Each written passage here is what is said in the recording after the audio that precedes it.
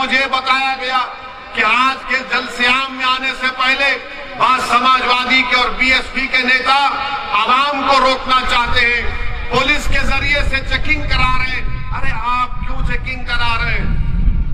क्यों इस्तेमाल कर रहे हैं पुलिस को? समाजवादी बीएसपी के नेताओं, बताओ क्या तुम मुसलमानों के नेता हो या तुम समाजवादी बीएसपी के नेता हो?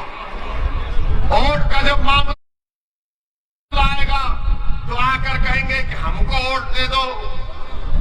वोट का जब मामला आएगा हमको वोट दे दो, मगर जब बात आएगी शरीयत की तो गूंगे बन जाते हैं। जब बात आएगी मुसलमानों से इंसाफ की तो अंधे बन जाते हैं। जब बात आएगी CAA NRC की तो बहरे हो जाते हैं। अरे सब चीज पर हम बोलते हैं और जब इलेक्शन का मामला आता तो बोलते नहीं। ओवैसी भाषण तो अच्छा देता मगर बीजेपी को हराना,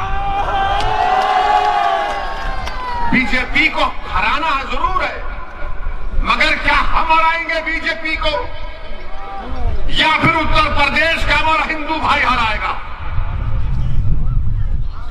डेटा है, आदादोशुमार है कि पिछले 2019 के लोकसभा के चुनाव में 75% मुसलमानों ने बीएसपी और समाजवादी को वोट दिया। उसके बावजूद भी सिर्फ 15 लोकसभा की सीट पर कामयाब हुए, बाकी सीट पर बीजेपी कामयाब हो गई। किसकी वजह से हुई? आपने दिया बीजेपी को वोट? क्या आप देंगे बीजेपी को वोट? क्या नहीं है कि दोबारा योगी इस प्रदेश का मुख्यमंत्री ना बने? मगर ये कैसे होगा?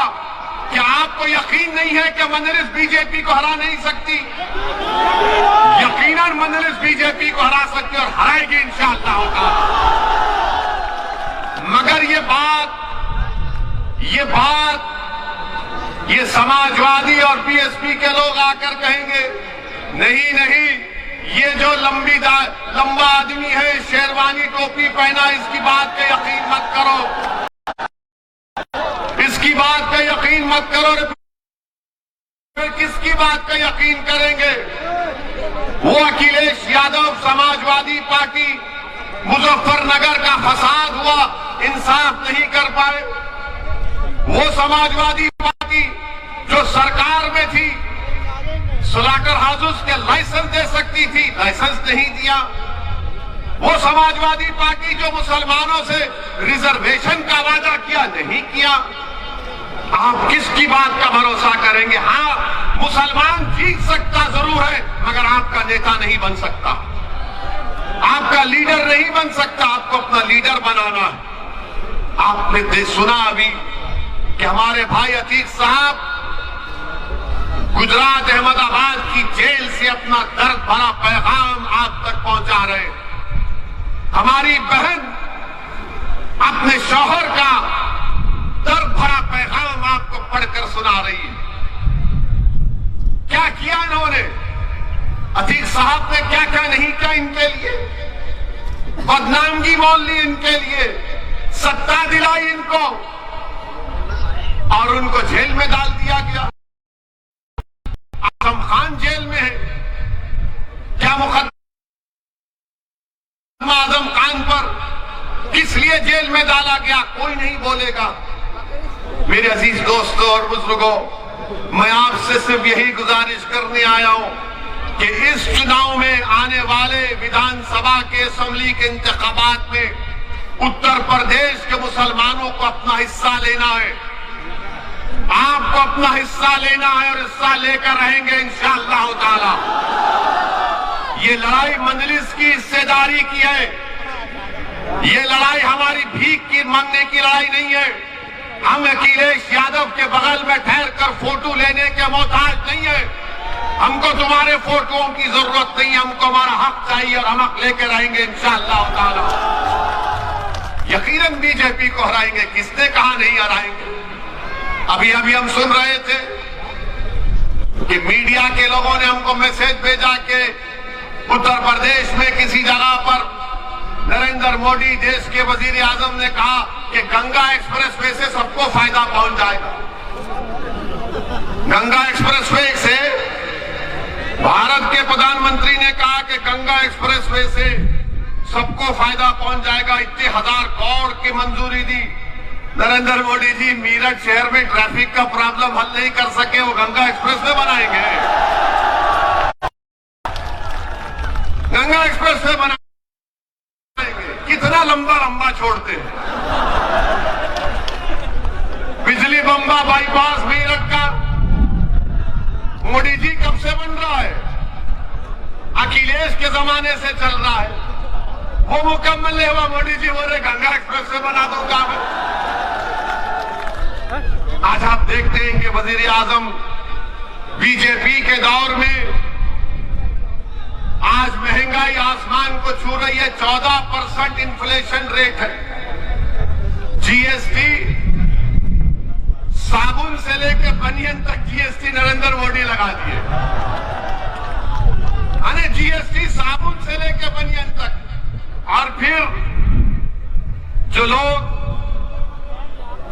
फिक्स डिपॉजिट में पीपीएफ में इन्वेस्टमेंट किए उनको क्या मिल रहा है वो सोच ले। जो मोदी के भक्त हैं, जो दिन रात मोदी मोदी करते हैं, मैं उनसे मुखातिब हूं, आपसे नहीं हूं। मैं उनको कह रहा हूं, शायद उनके कान में अगर मेरी बात पहुंच जाए तो उनके दिमाग के झाले साफ हो जाएंगे। और फिर खाना महंगा, तेल महंगा और आमदनी कुछ नहीं है। पेट्रोल डीजल की कीमतें आसमानों को छू रही है। आप बताइए, इतने महंगाई के दौर में गरीब आदमी 2 वक्त का खाना अपने बच्चों को, अपने माँ बाप को खिलाने के लिए परेशान है। मगर मोदी जी क्या कह रहे, मैं गंगा एक्सप्रेस से बना दूंगा, इतने 1000 करोड़ लगा दूंगा। अरे इन्फ्लेशन को कम कैसा करेंगे मोदी जी? कीमतें कैसा कम होगी वो बताइए ना। आपने बनियन पर जीएसटी, साबुन पर जीएसटी, आपने सब लगा दिया। क्या बचा बताइए? अब खाली सांस लेने पे जीएसटी लगना बाकी है। भारत के प्रधानमंत्री के पास इसका जवाब नहीं है। और फिर आजादी के बाद इतना फर्क आया है आमदनी के, इनकम इनइक्वालिटी में। अच्छे दिन की बात करने वाले कहां गए? बुरे दिन ही आ गए पूरे। नरेंद्र मोदी के पास इसका कोई जवाब नहीं है मेरे अजीज दोस्तों और बुजुर्गों। और फिर ये फेंकू मालूम मुझे, बोलने की जरूरत नहीं है।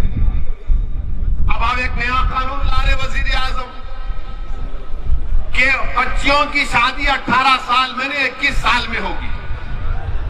बच्चियों की शादी 18 साल में नहीं 21 साल में होगी। अब आप बताइए, 18 साल के कितने लोग हैं यहां पर? हाथ उठाओ।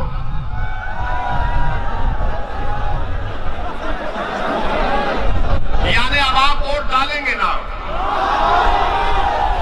आप अपने पसंद के विधायक को वोट डालेंगे ना? और कानून आपको इजाजत देता है बिजनेस आप शुरू कर सकते, आप कॉन्ट्रैक्ट भी साइन कर सकते।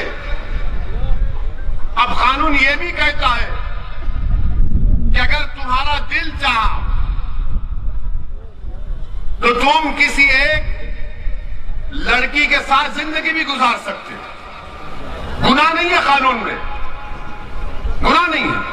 और कानून यह भी कहता है कि अगर तुम उससे ताल्लुकात पैदा करना चाहते हो, जिसका अंग्रेजी का वर्ड कह रहा हूं सेक्सुअल रिलेशनशिप, वो भी कर सकते हो।